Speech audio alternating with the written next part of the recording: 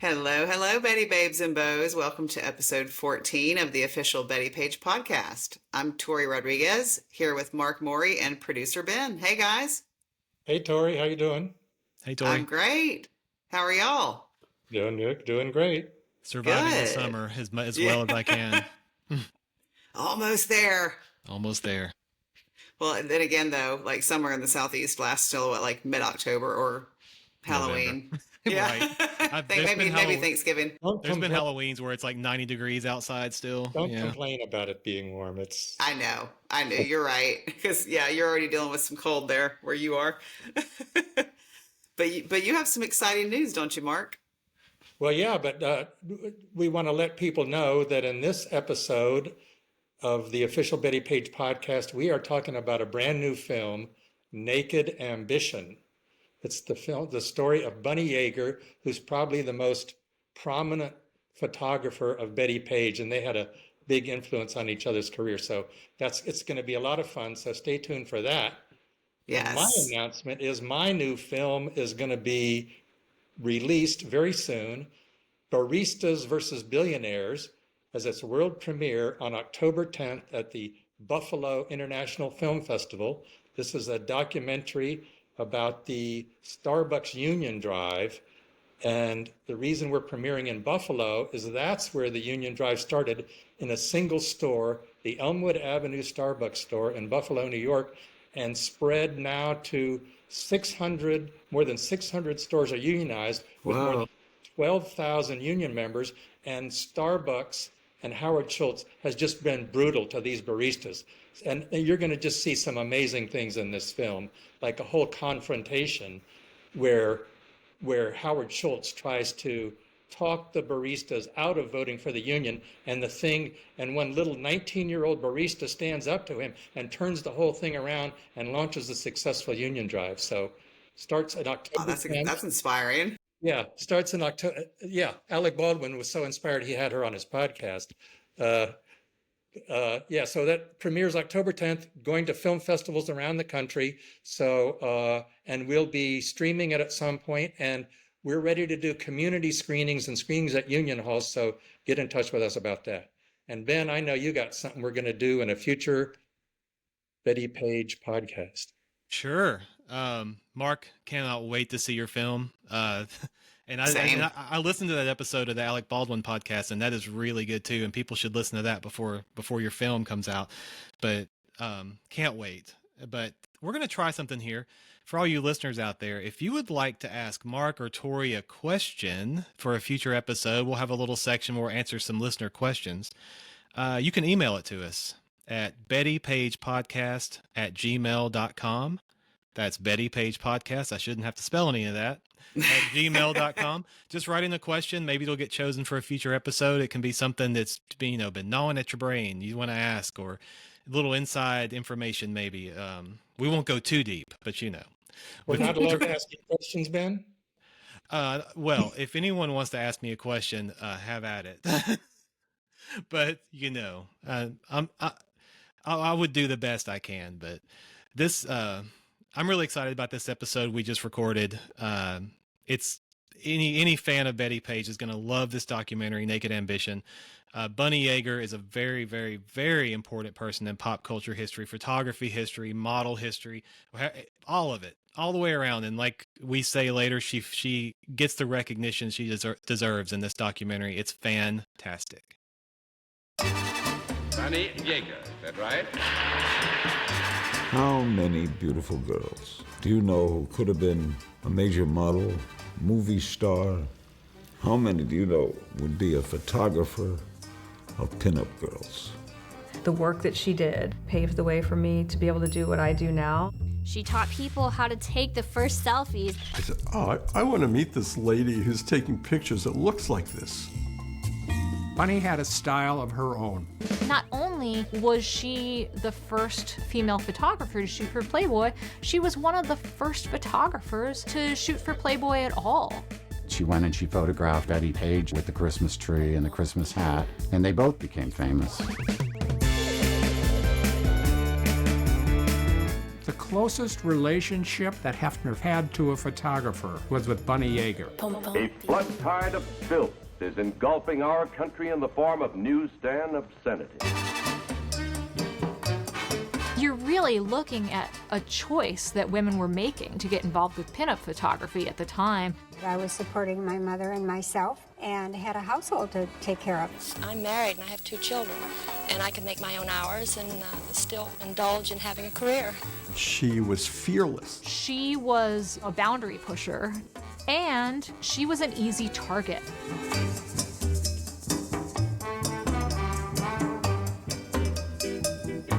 Bunny was the most famous female photographer in America.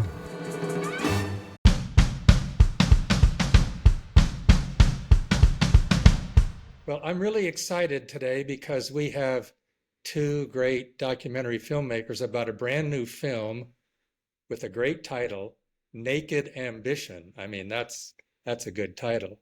We're with Dennis Scholl and Kareem Tabsch, makers of the new documentary film Naked Ambition about the photographer Bunny Yeager. So welcome, you guys. Thanks, Mark. Thanks so much. So why don't we start out with you saying, like, who was Bunny Yeager? What was her significance, and why were you guys making a film about her? Kareem, go for it. Yeah, so, Bunny Yeager is, I think, one of the most accomplished photographers of her day that unfortunately not enough people know of. And I think that's kind of at the root of why we wanted to tell her incredible story. She's a pinup model who, after a very successful career in front of the camera, decided she wanted to try her hand behind it. And in doing so, she kind of was able to document some of the most beautiful pinup photography of the day. She helped, we'll talk about, helped discover Bettie Page in many ways, was an early Playboy contributor, popularized the bikini, helped really kind of in many ways helped invent the modern selfie, and had this outsized contribution to pop culture. And so, and she was a Miami girl, right? She lived in Miami for decades, even though she wasn't raised there. She lived and worked there. And Dennis and I are Miami folks. So hers is an incredible story that we wanted to bring to the big screen. Nice. Great. And what's your comment, Dennis? Well, I came across this opportunity, oh gosh, I'm so embarrassed to say this, 13 years ago. In 2012, I was called by somebody and said, you really ought to do a film about Bunny Yeager. And I knew who Bunny was. Most people in Miami that are old school Miami knew who Bunny was. And so I was brought to Bunny and introduced her. And I said, Bunny, she was 83 at the time. I said, Bunny, I'd like to make a documentary film about you. And she said, oh, no, I'm much too busy. I've got this book and that book and this. I said, Bunny, you're 83. Like, come on. She goes, absolutely not. So every quarter I would come back every 3 months or so and say, how about now? How about now? How about now? And finally, in 2014, she said, yes. I scrambled a big crew, probably the biggest crew I've had before or since, actually. We made a bunch of sets in a warehouse. We were going to interview Bunny. And that day I had some models coming in and some other people that knew Bunny. And she was supposed to come at 10 o'clock. And they called me at 10 and said, she's not having a good day. I said, well, she's 83. I understand. She come at 12. 12, they said 2. 2, they said 4. 4, they said she's in the hospital. I said, oh, my. And she died. Ooh. And so that was tragic, obviously, but it was also a moment of like, it was crushing to me. I'd spent all this time thinking about this film, designing it, et cetera. And so I just put the film on the shelf, basically, for probably 4 or 5 years. Subsequent to that, Kareem and I had a film that got a fair amount of traction called The Last Resort. It was a story about Miami's elderly Jewish population in the 70s and 80s. Now they were slowly disappearing. And after that film, people came to me and said, well, what are you going to do next? And Mark, you know better than anybody. You can't say, I don't know. You got to have something. That's like you're hot to trot. And I said, and I didn't have anything between you and me. I said, Bunny Yeager. I'm doing the Bunny Yeager film next. Of course, Kareem and I had just had this really lovely time together making The Last Resort. And I immediately went to him and said, hey, would you do this with me? He said, absolutely. So we took the film off the shelf in around 2019, started to work on it. 2020 came, bang, 3 years gone because of COVID. And then finally in 2022, 2023, we got the film rolling. And of course, we finished it at this point. So, it's just one of those moments where the film seems like it took 13 years, but we probably only took 3 years to do it. Well, awesome. The title of the film is Naked Ambition, a great title, just a great title for a film. But tell me, I mean, obviously, Bunny is photographing a lot of nude models, including Bettie Page. And you watching the film, and if you know Bunny, you know she's ambitious. So talk about the title. Kareem, that's all you, buddy. Yeah, we went. We spent a lot of time in thinking about a title. The filmmaker, it's such an important thing. You realize that it could be what instantly hooks you. But I think that and we threw around a lot of different titles that we worked with based on, honestly, that came up naturally as themes in our interviews with folks, but also in just kind of learning about Bunny and her work. And one of, in the film, there's a line, really, it's just, that talks, that Sarah Jane Blum, who's this cultural historian and feminist and who now manages the Bunny's the Bunny Archive, makes a comment that the only thing worse at the era than posing nude or taking pictures of nude was being a woman, taking pictures of nude women was being a woman with ambition, and it was such a kind of aha moment. That I think that really kind of like, well, how is this not her naked ambition, right? She always was doing something and always wanted more. She wanted to better herself. She wanted to better herself because she was a mother. She had a family. She was an artist she was an artist with a commercial lens, right? She was looking at how do I grow my business? How do I do more? And had all these ideas. We talk about some of them in the film, and there's just a whole slew of other ones that we just kind of discovered. And so it really kind of it kind of named itself at the end. It was kind of a title we came to after kicking around for a really long time, but that's that's where we landed. But we threw some other ones around. Maybe Dennis will want to tell you about. Well, we spent a lot of time thinking about Bunny as a feminist, but the issue was Bunny never thought of herself as a feminist, so it's hard to ascribe that language to her if she was unwilling. So we really were settled on, if you will, that the reluctant feminist is going to be Bunny Yeager, the reluctant feminist. And Kareem is always pushing me. He's always pushing me to be a little more bold, to be a little more provocative, and I'm always pushing back and going, no. and so this was one of those moments where I was like, he's right. I got to shut up and roll with it. So that's how that came about. And it turns out to be that people are really responding to the title and they're super into it. So, once again, he's right. Yeah. Well, yes. And some people have referred to Bettie Page as a feminist also, and Bettie would never think of herself as a feminist either. But let's talk just for a second about Bettie Page, and then I want to throw it to Tori and Ben. But so Bettie Page and Bunny Yeager were both prominent in each other's professional lives. So why don't you guys talk about that? Yeah, I mean, I think in many ways they made each other's careers, right? You don't really have Bunny would have never had I think the level of success that she would have had she not photographed Bettie so early and sold those pictures to Playboy. And I don't think Bettie would have had that same kind of mainstream success had she not kind of been in Playboy and been seen through Bunny's lens, and which is very different than the kind of work that Bettie Page is doing, right? It's very different than the Claw siblings imagery, and it was, I think, someone in the film, I think it was maybe Gwen Turner who says, I think that Bunny saw the playfulness and the joyfulness in Bettie and kind of brought that out. And so, we love those images. I think there's, some of today still the most famous, most iconic images of Bettie are the ones that were taken by Bunny. And so I think that there's a synergy between their relationship, professional relationship, that really kind of lasted forever, even though their relationship itself, as Mark, as you know very well, didn't necessarily last forever, right? They lost touch fairly after that photo shoot in 53, 54, 55. I think there's a couple of photo shoots, but maybe between 54 and 55. And they kind of lost touch for 30 years, and you'll see that in the film. So they're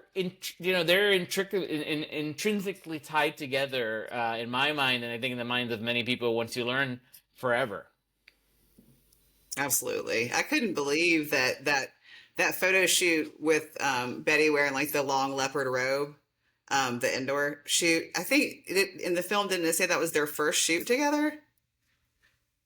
Which is, I think so. Crazy. That's just, I mean, and I'm just trying to imagine what that must have been like for each of them. They obviously had to completely click and see each other's vision to pull that off, especially the first time working together. It happens a lot in the art world, though, too, in that you catch lightning in a bottle and that becomes your career in a way. She certainly, with Bettie, captured lightning in a bottle and then continued to run that out. That's a very kind of almost common visual art result. Yeah. Good point. Yeah. Well, and I think Bunny took the best pictures of Bettie Page. I mean, what Bunny captured in Bettie Page was that joie de vivre that Bettie Page has. And Bettie talked about Bunny being a female photographer, I think helped that. Yeah, for sure. I think, first of all, she definitely took better pictures than Mr. Claw did. There's no question about that. But also, I think that throughout the time that we spoke to Bunny's models, all of them felt like a sort of kinship with the photographer as a woman that could have never felt with any male photographer. And that came through in the photos over and over and over again. But I think Bettie was clearly the kind of initiation of that idea. And we spoke to a number of the models and said, you just felt like you were having a good time. And that's what, even though Bunny was tough, arch your back, 10% more. I don't care if it hurts. I need a great picture. She made it comfortable for the models from a sexuality standpoint. I think. And you mentioned Gwen Turner, and I'd like to know how she got involved in the film. That's another connection with another aspect of Bettie Page, because she wrote the script for the notorious Bettie Page, right? So talk about Gwen Turner a little bit. That's right. Who directed that film? Mary Harron. The Notorious Bettie Page is the Mary Harron film. Yes. So,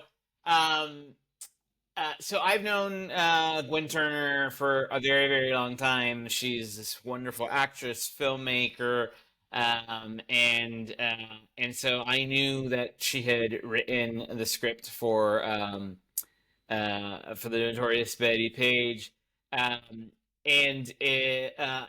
what I didn't know was just how much she had thrown herself into Bettie Page's life. So when we went and thought out to make the film, I said, we have to talk to Gwen. First of all, she's super smart, really fascinating, charming, beautiful, and a great filmmaker, and a great writer. But what I didn't know was that when Gwen was writing the script, she was writing it for herself. She was writing it for her to star as Bettie, because she had been, I think you could still see the resemblance is quite strong for a very long time. And it's kind of very remarkable. But as she tells the story, it's just not in the film, but as she tells the story, as with any kind of independent filmmaking, it takes a very long time to get made and a very long time to raise the money and get people involved. I mean, Mark, we know this battle. And as she likes to say, she's like, well, by the time that we got it going, I was just basically too old to play her. And hence Gretchen Mol. This is where Gretchen Mol steps in and does the job in the film. Guinevere Turner, I mean, she's such a pleasure to talk to. It's such a great interview because she really understood Bettie. She spent so many years researching it. She spoke to Bunny. She interviewed Bunny, and she did get, I think she, again, not in the film, she did get a nasty gram note from Bunny, who was not pleased with the film. But which is that kind of how Bunny was, she didn't hold back her opinion, let's just say. In knowing that we were going to make the film and knowing that how much Bettie is a part of Bunny's story, one of the people we wanted to talk to immediately was Guinevere because of how much work she had done in researching it. And then, in making, at that point, at least from a fiction standpoint, what was the kind of the definitive film several years before Mark, your docs came around. So yeah. Well, and there's other crossovers between our films because I remember you called me a few years ago, and some of my footage ended up in your film. So why don't you talk a little about that? Yeah, go ahead, Kareem, because you were focused on that one. Yeah, well, I think when Dennis and I collaborate, and when we're telling on any kind of project, we're always like, well, who are the voices that are going to tell the story? We love to live in archival as much as possible. I think we're both really archival filmmakers in many sense. Like, we get so excited when we discover some great archive, and we knew like there's a lot of voices that, for a multitude of reasons, we couldn't get on film. And one of them, of course, is Bettie Page, who hadn't done many interviews in general. And of course, I knew in a previous life, I used to run an indie movie theater, and one of the films we show, it's called O Cinema in Miami, which still exists and is doing wonderful work in the community. It's where our film will be opening, one of the theaters in South Florida where our film will be opening along with the Coral Gables Art Cinema. But we had shown Mark, your film, Bettie Page Reveals All, and in which Bunny is interviewed, in which you have this amazing, at this point, your listeners, I'm sure, are very familiar, where you have this amazing audio archival interviews over many years with Bettie. And I said, well, wait a minute, there's definitely has to be stuff here that maybe we can license and work together. And so several years ago, reached out and said, hey, what might you have? Are you open to licensing, and supporting? And Mark, you were very gracious, and we figured it out. And I think it's great because what it allowed to do is it allowed us, I think it allows the viewer to hear from Bettie in her own words about this incredible relationship working with Bunny, but also the interview footage in our film that when we hear from Hugh Hefner is from your interviews with Hugh Hefner, because Hefner had already passed away when we were in production, so there was no opportunity to interview him there. So yes, very, very grateful for that, and I think they're wonderfully additive to the film at the end of the day. Now you said, thank you, Mark. Yeah, sure, of course. And you said Bunny came to the screening of Bettie Page Reveals All at the O Theater. Could you talk a little about that? Yes, Bunny was. Now you'll forgive me because I don't remember exactly what year it was, but it was. What year did it was in Reveals All theaters come out? in 2013 and 2014. Right. So this is right. She was already in pretty, as Dennis described it. He had already been in touch with her for a little bit. And Dennis, I should say, it's a very important part. Dennis started his project on his own, and was gracious enough to invite me into the sandbox to play together several years later. But at this point, when Bettie Page Reveals All, your documentary comes out, Bunny is quite old. She had mobility issues. She was, a little irritable from being challenged with health stuff. But we were able to invite her and did this screening. And if memory serves correct, it was around the time of Art Basel, the very big contemporary art fair that happens in South Florida, which Dennis was instrumental in bringing to South Florida now in its 21st year. Oh my gosh, that's cool. And so the screening was timed around that time, and Bunny came out, and we did a Q&A in Wynwood, which is heart of the arts district. And like the only way to describe it, like audiences were stoked. They were so excited to see her. She wasn't doing as much of that kind of. She had a bit of a renaissance towards the end of her life, but she wasn't doing as much because she was, not in the best of health. But it was very exciting. I distinctly remember her pulling up, being driven by a gentleman that's in our film, Ed Kristen, being pulled up right to the doors of the theater and coming right out. And it was a big effort, but it was exciting to see how excited folks were to both, one, see the film, and two, to get to meet Bunny. And that's really cool. It was. One thing that I loved, or just that was kind of striking to me, was that, like Betty, Bunny really appreciated, one of the things she really appreciated about her craft was that it gave her this like flexibility and freedom that, most women didn't have at that time.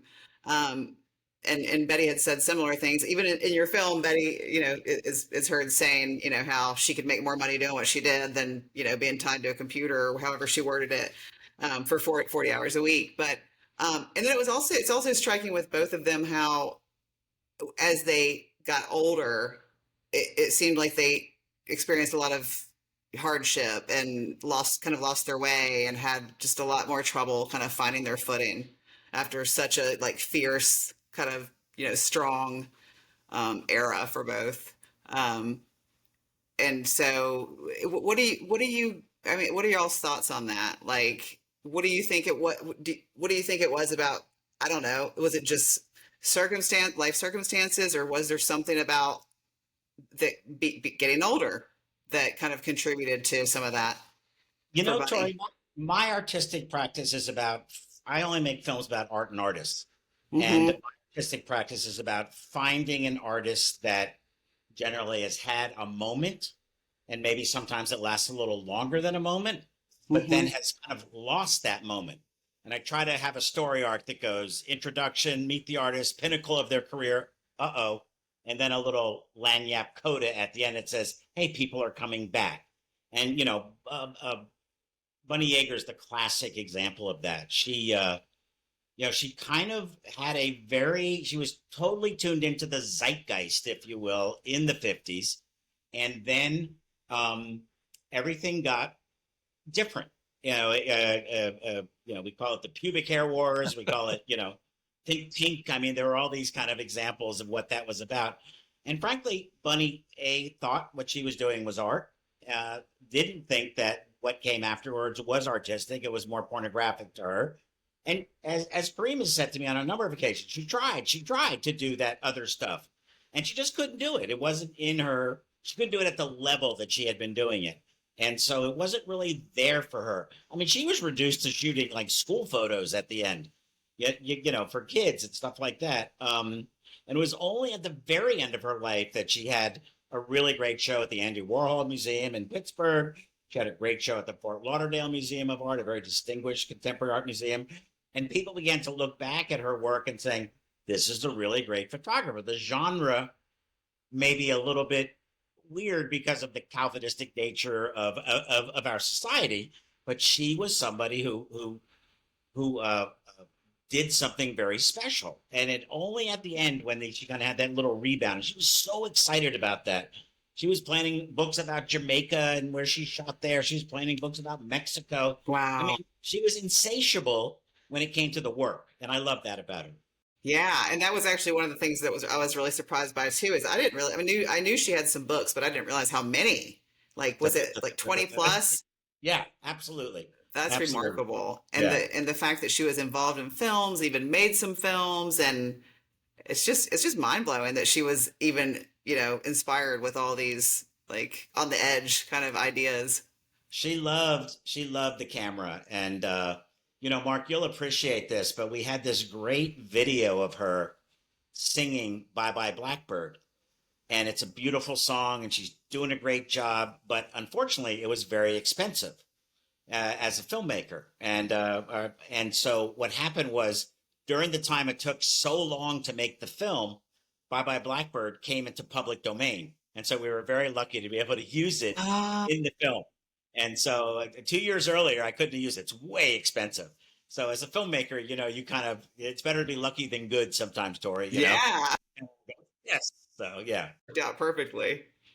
But it was that's just kind of that moment was just an indication of like she wanted to do everything, and to many in many respects, I think she did get to do almost as much of what she wanted to do. Like she was just it was that ambition. She had a drive, and it was almost like the more you said you can't do something, the more she wanted to do it. Which I think, to be honest with you, both Dennis and I as people really respond to that because we are very similar. Like, tell us we can't do it, and we're like, oh, well, do I got news for you?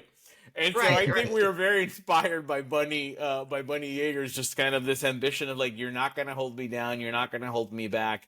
And I mean, and we're two dudes in 2025. Like, this is a woman in the 50s and 60s who was rejecting that notion of what rooms she's allowed to be in, what professions she's allowed to do, and just kind of really pushed forward. Yeah. Super inspiring. Is it known how, like, because it seems that, I got the impression that she was a bit of a loner. Like, it seemed like her kind of social engagements kind of centered around her career, and she was clearly like a devoted mother and wife. So, but is it known, aside from that, like, who inspired her? Like, who were her inspirations or anything along those lines? There was a photographer named, I think his name's Gene Tinney. Is that right, Kareem? Paul Tinney? I can't remember exactly. No, Gene Tinney, I think you're right. Yeah, he was a really well-known photographer at the time, and he took Bunny under his wing.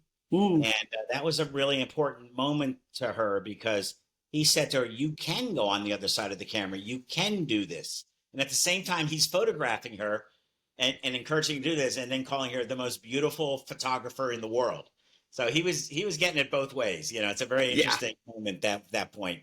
And, and she was, beautiful and talented. But he actually encouraged her greatly. And I'm not sure she would have gone for it if it wasn't for that early feedback. The first photo she ever shot in her class wound up on the front page of one of those men's magazines. It was the woman with the leopard and holding the leopard by the harness. So she hit the ground running. That's so cool. Yeah. And that's one of my favorite things about her. I have some old magazines that she's on the cover of as the model. And so we were talking about how well she worked with her models, how well she worked with Bettie. And so she was a model as well, like a pretty successful one, because like I said, I have some old magazines she's on the cover of. So she was a cover girl. So she knew exactly. We have scrapbooks. She won like 50 beauty contests or something. That was a big thing back then, bathing suit contest, beauty contest. And there's just page after page after page. And what that was in service of was reminding people that Miami Beach was a really hip place that you needed to be. So Bunny was getting these opportunities and making a little bit of money. And at the same time, Miami Beach was saying, look at what the women look like here. So it was a really interesting moment, and she took full advantage of it. And it was a great moment for her. Now, there's cool. a couple other people in your film I wanted to ask you about, Larry King and Bruce Weber. So first on Larry King, was that an interview you guys did with him, or was that an archival thing? Kareem, you take Larry and I'll take Bruce. Fair enough. No, Larry King was an interview we did. That was the one we shot with him completely. I think, for what it's worth, the only archival interviews in the film are the ones that we licensed from your film. So the Hefner and the Bettie Page. Everything else we shot originally. Larry, well, first of all, if you as two Miami guys, Larry King's time in Miami was legendary. It is where his career started, and he spent over 20 years building it. And he kind of came up in conversation and in digging through all of Bunny's extensive archive and making the film, that he was around, and they knew each other of that era. And so we through a gentleman named Murph Gelb, who helped us make the connection to Larry's team, put in the request and said, we'd love to talk to you about Miami Beach of this era and about Bunny Yeager, whom you knew. And Larry's great. He was very gracious and agreed to do the interview. He showed up an hour before his call time, which meant that he was there before his hair and makeup person got there. It was just very funny. He was like, "I'm ready to go. Where are we going?" I'm like, "Oh, wait, your hair and makeup person is not even here yet because you're an hour early." But he is, as you see in the film, he's a master storyteller. He's such a great storyteller that it was just kind of like, you poke him with the stick and just let him go. He had some memories of Bunny, but what I think he brought to us and gave us about the film was he helped paint the picture of Miami in that moment in time, what it was like. How swinging it was. Yeah. Yeah, exactly. Yeah. How swinging it was. I had no idea. Because, I learned a lot about a lot of different things in the film. So. Yeah. And of course, Larry's very involved in the Playboy scene in that era. He I think his first wife was a Playboy bunny.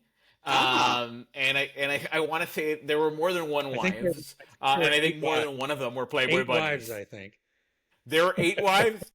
I think more than one were Playboy bunnies, if I'm not mistaken, but definitely one of the first. So he was just a wonderful interview, and he has one of my favorite parts, and we're not going to give it away because we want you to see it on the big screen or small screen in the film. But he has one of my favorite stories that really that's in the film. One of my favorite moments in the film is the story he tells that really kind of helped illustrate the Miami of that era.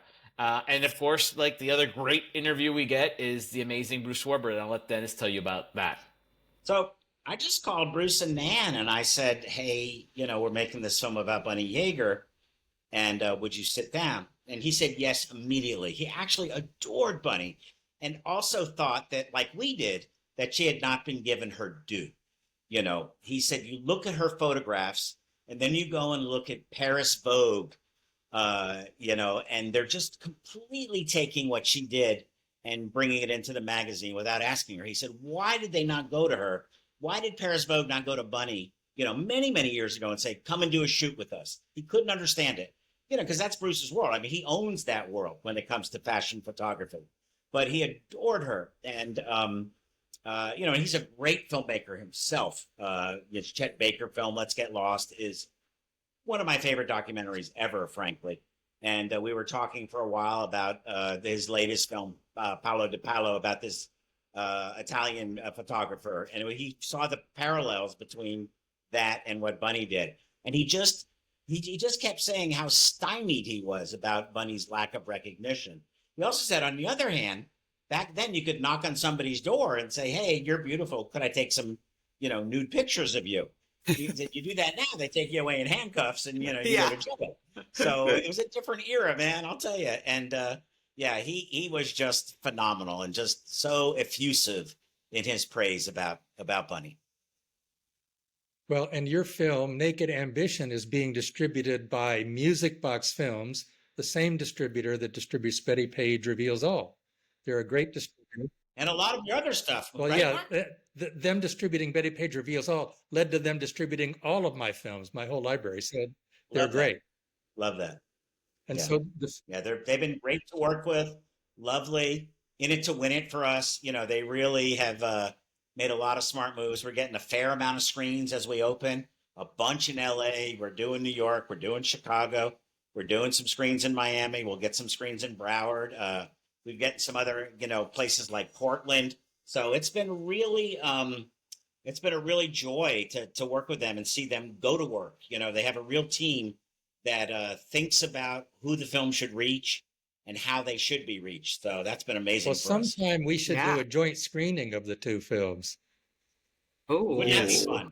We would love that. We would love that. It would be so much fun because I think that they're in conversation with one another, right? Mm-hmm. That we will definitely have to make that happen. And it turns out, I also like to say about music boxes that they obviously have very good taste. No, but we're tickled pink. And you know, the other thing is about Music Box as a distributor's partners, that they get the other part of it, because not only do they distribute films, but they run a beloved independent movie theater in Chicago. And so they really understand how to take a film and get it out there and make it special for audiences, which is, you know, it's the times have changed, and it's more important than ever that theatrical in theater experience is a unique one that folks get a chance to view and experience. And so, yeah, we're tickled. Yes. I've always heard the Music Box Theater in Chicago is the place you got to go if you're a movie film buff. You know, I've always heard that. So yeah, that's really cool. Yeah, it's one of those grand old theaters that's still around. Mm-hmm. So, sounds is cool. there anything else? I'd like to point is something out. Is there anything else about Naked Ambition that we should know about? Yeah, you know, I think the most important thing, you know, you never know when you're going into a movie what you're gonna get, and I think that, and we always hope to. I think as filmmakers, Dennis and I always hope to kind of entertain, and we hope to educate. I'd say that this is a film that is, yes, it's a film about Bunny Yeager, this amazing photographer whom we admire, her beautiful body of work and adore, and it's as much about her journey, but it's really also a film about the changing mores of American society. It's a film about the sexual revolution. It's a film about feminism. It's a film about identity. And so in that sense, I think it's like, you know, you go in to look at these gorgeous photographs that, when, by the way, they look great in print in front of you, and they look spectacular on a giant screen or on your TV screen. But then you walk away learning that this is about somebody who made this huge contribution to society and who weathered many, many storms. So I think that's, you know, one of the other things I'll put out there. I'm sure Dennis has some. Well, I think that, you know, making films about art and artists, one of the things that Kareem and I have been able to do when we work together is to make the art itself a protagonist in the film. You will come away from this film thinking about Bunny's photos. And if you asked her what she would want out of this film, she would say, make sure people think about my photos.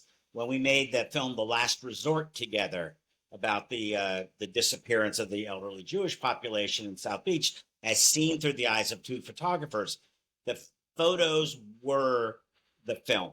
And so we want to continue to work that way. We want to continue to fight for the artist. You know, it's really hard to make great art. And when you're doing it, sometimes you don't even know that you're making something that is for posterity. But that's what Bunny did. She has made these images. They will live forever. There's no question about it. So definitely, we're really proud and happy to have had that opportunity. Yeah, y'all should be. The film is really fantastic. I enjoyed it thoroughly. It's a good film and a good story, and not the least of which is lots of great photographs of beautiful women and models. So, yeah, not just a bad ask of the audience. We're not asking too much. No, it's an I'd like easy to watch. point something out here. I've got this is a copy of the 1947 senior yearbook. This isn't a real. This is one of those reprints you can get from Bunny Yeager's senior in high school. It has the class prophecy. You know how they used to do that back in the day, where they would predict. So here's Eleanor Yeager's. It says she will be setting spring fashions by her knockout dress designs, which I find very, very interesting, because obviously she was really good at making bikinis. She helped popularize the bikini. She was, and that's another thing she has in common with Bettie, but it's another thing in common with Bettie is in Bettie's high school yearbook, she was voted most likely to succeed. So talk about 2 for 2 right there. There's that ambition. Yeah. Hey, Ben, is that the yearbook? Is that from Pittsburgh or when she moved down to Miami already? This is the Miami Edison Senior High School Okay, from so she finished her last year at Edison. Yeah, I'd forgotten that. Yeah. It's got her picture, obviously, her senior picture in here. Let me see if I can find it real quick. And fun fact, her I think definitely her eldest daughter also graduated from the same high school in Miami, Miami Edison. Yeah. Mama Edison. Yeah. I mean, I've never seen a real copy of this come up for sale. I mean, I'm sure they do. So let me see if I can put this on the camera. Yeah, This might work. Yeah. There she is, right there. Oh my Right in the middle. gosh, So yes. that's wonderful. Yeah. I don't think Aw, we've seen that gorgeous. before. So that's We- thank you for sharing that. We did find Yes. an incredible piece of archival footage of her in one of her first beauty contests on Rickenbacker Causeway, which is the bridge you take to go to Key Biscayne. And the camera's just panning, across the female contestants. And Bunny's at least 4 or 5 inches taller than everybody else. And she just shines. I mean, it's a really beautiful moment. I don't know how I we love found that. it. I just kept digging and digging. And a knockout, yeah. Oh, that had to have been exciting to find. Yeah, it was a good day. It was, yeah, we had a lot, there's always, I think, for Dennis and I, it says making a movie, as Mark, I think making a movie is a real pain in the butt. It's very joyous to make it, but it's not an easy thing to do. You always have you never have enough what you need to do it, and we had so many of these moments where we would be like, dude, did you see this? It was one of us would email the other one or call the other one if we hadn't encountered it at the same time. It's like, did you see that we discovered this video of and it was just so much, in part because Bunny, Bunny was a hoarder, never threw anything away. That helped. Yeah. But also because we looked diligently and found some really wonderful archival stuff that really kind of helps bring it to life. And this film is chock full of not just like professional Bunny at work, but there's so much personal, which kudos to the family who are gracious enough to lend it to us, home videos. There is such a ton of home videos. It was great to see those. And I just, like I was saying, I just didn't realize how little I knew about Bunny before watching your film. So it was really great to get like a full story on her. Yeah. And a taste of who she was. The archival footage is that, we've all been kind of conditioned via YouTube to accept now less than perfect footage. The cat videos, those kind of things. We're willing to watch a badly shot but really interesting video. And with Bunny, some of the footage we had was so damaged and so kind of eaten by, I don't know, weasels. I don't even know what ate the footage, but despite that, you could see through that into it. And so it really made me think about going forward. I don't really care how bad or, the footage is. If I can get the essence of the moment from it, I'm okay with that. And the audience is too. And I think that's a big, important moment. For sure. Okay, well, all that sounds good. So we'll really look forward to watching the film. We would encourage everybody to go see it. And can I ask a question? This isn't really off topic. I don't know if I'll ever be in a virtual room again with 3 documentary filmmakers. So I want to ask each of you a really easy, quick question, because I think people would be interested in this. In your life, is there a documentary? Is there the one documentary that you saw when you were younger that led to you getting into the field that you're in? Was there the one that you were like, I want to do this. I want to make a movie like this. If there isn't one, that's fine. I'm just curious, because I'm looking for some documentaries to watch. For me, that's a good way to get some suggestions. For me, I don't know how long ago it was, but Searching for Sugar Man was for me. It opened my aperture in a way, looking at a documentary film, and it made me think about structuring films in a way that said, if you can find the answer before you ask the question, you can build an entire film around the answer. And I haven't made a film like that yet, but I hope to. And so that was a really seminal film for me. I teach that I teach documentary filmmaking at University of Miami. And I have every student watch that film because it just opens up a whole world to you.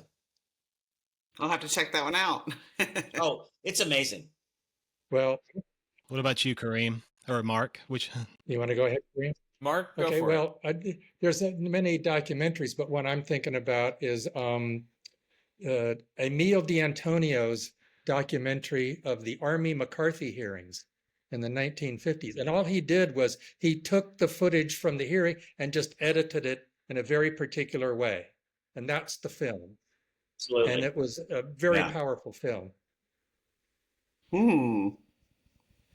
That's McCarthy era. So for me, I would. Sorry. Yeah, I would say for me, it's two different films. One is Grey Gardens, Yes. the Maisel brothers film about Big and Little Edie Bouviers, which are Jackie Kennedy's cousins. It's just kind of a remarkable film of cinema verite, but also kind of interview and just being transported into a world you had kind of had no idea, and just characters who are like, who you once you see them once, you never forget them. And as a documentary that had such an influence in pop culture, which I think is really interesting. It's a film that was made and then subsequently influenced pop culture in a multitude of ways. It's been parodied. And of course, then for me, I love The Life and Times of Harvey Milk. From the early 1980s. I think of it just as like another kind of capturing of a seminal American, a seminal moment in queer history. But I think what they were able to do with that film and take us to really chronicle the life of somebody who was huge for a particular community and their legacy and their death, and kind of really in a way that was. You feel for them if you don't know if you didn't know who Harvey Milk was. You see this rise and you see how their untimely end, and again, another documentary I think that inspired many others to come. So it's kind of, I don't know. I'm a nerd. I love these stuff. I think we all do. This is why we do it. We are filmmakers, but we're also film fans. But those two for me. To nerd out with you guys for a second, because it wins the opportunity. And then just for the record, mine's Crumb, Terry Zwigoff. Yeah, that's a great film. That might have been the first documentary I saw as I was in, I don't know, maybe 14, 15, and that really turned me on. The first was the best. That's sad in a way, Ben. Well, no, there's some good ones. I just want to thank you, the both of you, for making this film. It's very important, and for pop culture, it's very important for everybody needs to see it, especially Bettie fans. They're going to find special interest in this, but it's really, really, really good. Bunny deserves her legacy, and that's, absolutely. We make films, certainly. When I make films about artists, and these artists have had a moment, have had a special time, may have slipped away in the public's recognition, but they deserve their legacy, and that's why we make these films. Yes. Yeah. And I will do the most important part is Naked Ambition. It opens in theaters in New York, Los Angeles, and Chicago on September 12th. And it expands to theaters throughout the country from then, including in South Florida September 26th. But we hope that it has a really strong opening weekend and that people go to see it. So if you hear this interview, I hope you seek it out, because it's not going to come to your community. I'm sure we know that it will have a digital release maybe about sometime at the end of the year, and hopefully on one of the streamers. But these movies get made when you seek them out and you like them and you make an effort. So whether it's in your community or streaming or otherwise, please give it a shout out, because as Dennis brilliantly said, Bunny Yeager deserves her moment in the sun again, and we hope you'll enjoy it. What he said. Yes, go out and see a good film and support independent filmmaking and documentary filming. Yes. Get decked out in your best pinup gear and go show up at the theater. Well, thanks, guys. Thanks so much, gang. Thank you. Great to meet y'all. Appreciate it very much. Mark, I'm a huge fan, by the way, just so you know. So thank you guys for this opportunity. It was fun. And it's great to Sure meet all. thing. It's been a pleasure. Thank you.